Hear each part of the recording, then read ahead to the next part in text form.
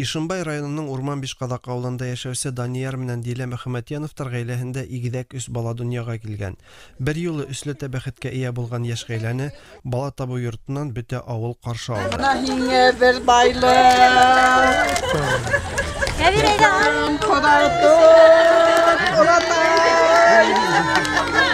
Ходагы курсагында Атаһы тотар әле. Авылдың агынәйләре бәпестәрне каршы алуга җитди әзерләнгән. Көткән сабый балалар берәү түгел 3 кенә.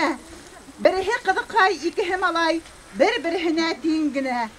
Игедәк үз бала дөньяга килүе Башкортстан өчен һирәк күренеш. Өләсәйләр буның өсләтә шатлык, өсләтә яваплылык икәнен яхшы белә. Атаһы менән әсәһе улдарына Сыңгыз һәм Йосып, ә кызларына Гөлдәр дип исем кушкан.